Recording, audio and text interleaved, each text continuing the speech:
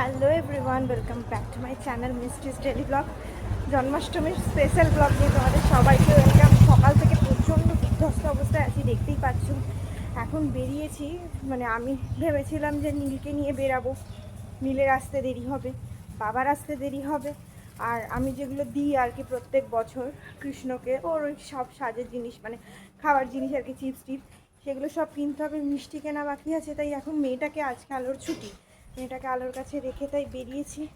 ভাবলাম যে এখনই ব্লগটা স্টার্ট করি, বিকেল 5টা বেজে গেছে। এতক্ষণ ধরে সারাক্ষণ কাজ করছিলাম, ক্যামেরা অন করার এক ফোঁটা টাইম পাইনি।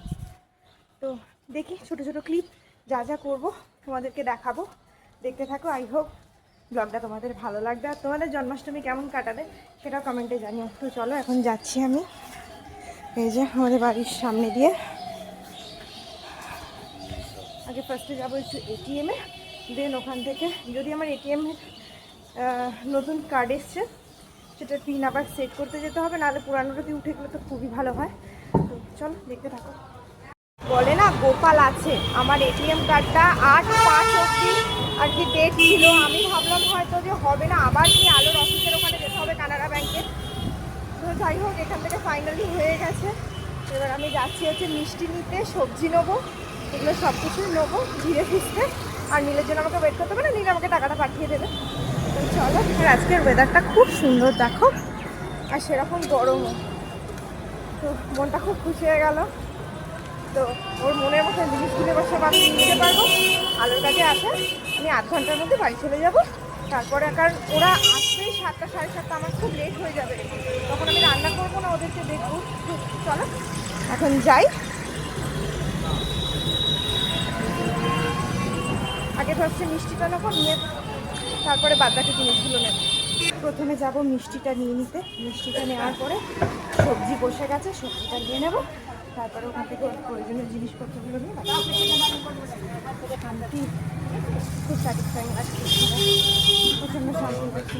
তো চলো, মিষ্টির দোকানের কাছাকাছি তো এসে গেছে, কিন্তু মিষ্টির দোকান কি বন্ধ না কি রে ভাই, বুঝতে তো পারছি না। দেখি আগে এগোই, 6টা বেজে গেলে এখনও অনেক দোকান দেখছি বন্ধ আছে। চলো মিষ্টির দোকানের সামনে গিয়ে দেখাচ্ছি। এই যে মিষ্টির দোকান থেকে মালপোয়া নিলাম, অমৃতি নিলাম, এখানে ক্ষীর আছে। আর কি মিষ্টি নিই, দেখি কোনো জায়গা থেকে কিছু মিষ্টি পাই কিনা। সুইট হোমে দেখি এখানে গিয়ে কি মিষ্টি পাওয়া যায়। মিষ্টি তো সব শেষের দিকেই। দেখি দেখি দেখি দেখি দেখি দেখি দেখি মিষ্টি আছে।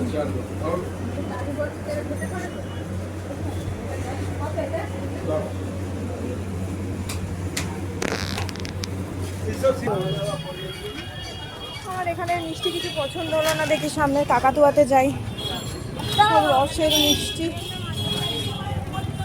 দেখি সামনের দোকানটায় যাই কি পাই। অনেক দেরি করে ফেললাম মনে হচ্ছে তো।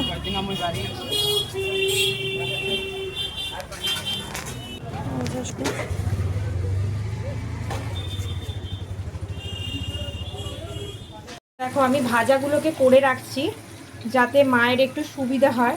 এই যে 5 রকম ভাজা, ওখানে আলু ভাজা হয়ে গেছে, পটল ভাজা দিয়েছি, কুমড়ো ভাজা, ওখানে বেগুন ভাজা হয়ে গেছে, বরবটি ভাজা বাকি আছে। আর এইখানে মোটামুটি সব মায়ের যাবতীয়, ওই যেমন টমেটো কেটে রাখা, আদা বেটে রাখা, এগুলো সব করে দিয়েছি যাতে মায়ের এসে তাড়াতাড়ি হয়ে যায়। কারণ তারপর আমি এটা করে একটু ফ্রেশ হব, ফ্রেশ হয়ে আমি ফল টল কাটতে বসবো। খুব বিধ্বস্ত অবস্থায় আছি, তার মধ্যে আমার সুমিকে খাওয়ানো চলছে, মানে বুঝতে পারছো অ্যাট আ টাইম আমি দুটো কাজ করে যাচ্ছি। তো যাই হোক, খুবই বিধ্বস্ত অবস্থায় তাড়াহুড়ো করে এসে কাজ করতে হচ্ছে, কারণ আমাদের গোপু সোনাকে খুশি করতে হবে। আরে আলুটা একটু লাল হয়ে গেল তোমাদের সাথে কথা বলতে বলতে। যাই হোক চলো, আমি এই ভাজাগুলোকে ভেজে নিই, তারপরে আবার কি করছি সেগুলো তোমাদেরকে দেখাচ্ছি। তেল একদম গরম, টকবক করে ফুটছে, ভেজে নিই। হ্যাঁ, তারপরে তোমাদেরকে পার্ট বাই পার্ট দেখাচ্ছি। 5 ভাজা মা আমার তো কমপ্লিট হয়ে গেছে, আর মা এখানে বসিয়ে দিয়েছে আলুর দম, আর আমি এখানে বসিয়ে দিয়েছি টমেটো আমসত্ত্ব খেজুরের চাটনি। আর এরপরে হবে খিচুড়ি, তারপরে এই ছোট করাতে হবে পায়েস। এখনও মোটামুটি অনেকটা প্রসেসই বাকি, তা আমি অনেকটাই মাকে হেল্প করে দিয়েছি যাতে তাড়াতাড়ি হয়ে যায়, নাহলে মাকে এসে আবার আদা বাটতে হতো, এইসব করতে হতো, এগুলো সব করে দিয়েছি। করতে করতে 10টা বেশি হয়ে যাবে। 10টার বেশি, হ্যাঁ 10টার মধ্যে আমার পুজোও দিতে হবে। না না দাওনি, কিছু দিইনি। এখন যাচ্ছে নুন, আর আমরা ঠাকুর পুজোতে সন্দক নুন ব্যবহার করি।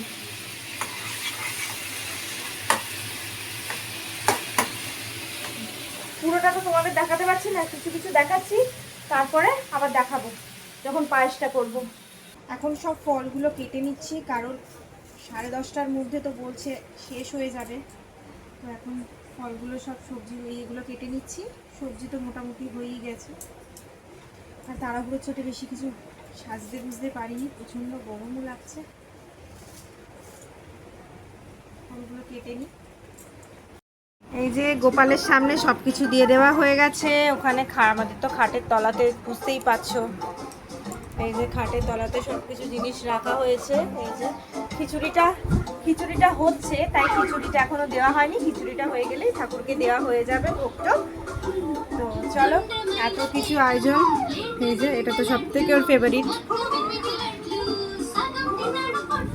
আমার আয়োজন কেমন হয়েছে ওটা অবশ্যই বলো তোমরা, আমাকে জানাইও। হ্যাঁ, আর একবার তোমাদেরকে দেখিয়ে দিচ্ছি। এই দেখো, এখানে এইটা রয়েছে, দেখাচ্ছি এক একটা করে। এখানে তালের বড়া, মিষ্টি,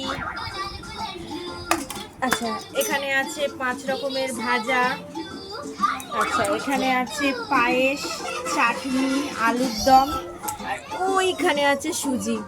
আমাদের তো জায়গাটা খুব ছোট, তো সেই জন্য এরকমভাবেই করতে হচ্ছে। ঠাকুর দিন দিলে নিশ্চয়ই বড় করে ঠাকুর ঘর করে করবো। আর একজনকে দেখো, এই দেখো তাকানোটা দেখো, তাকানোটা দেখো তার, হ্যাঁ তাকানোটা দেখো, শুয়ে শুয়ে এখানে যে কার্টুন দেখছে। সব আয়োজন সমাপ্ত। এই যে পঞ্চপ্রদীপ সাজাবো।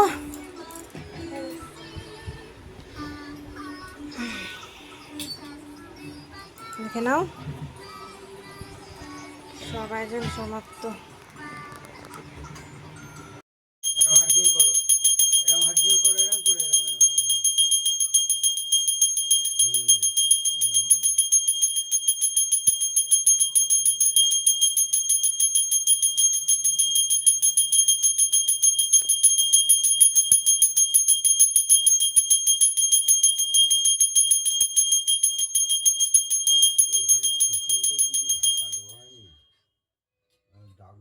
চলে এলাম। খিচুড়িটাই কি জামাটা খুলে দেবো, একটু গরম লাগে। আমার কাছে আসবি, আসবি, যাচ্ছে পড়বে পড়বে। ও পিঠে ঘর, গরম লাগছে, গরম লাগছে। জামাটা খোলো, জামাটা খোলো।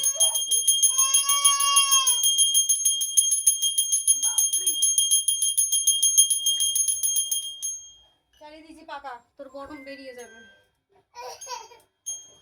হ্যালো হ্যালো, দাদা পুজো হয়ে যাক, পুজো হয়ে যাক। দাদা পুজো পুজো পুজো।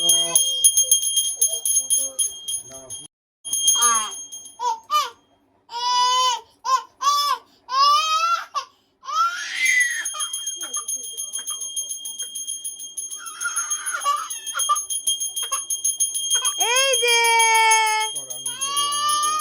কোথায় যাবে?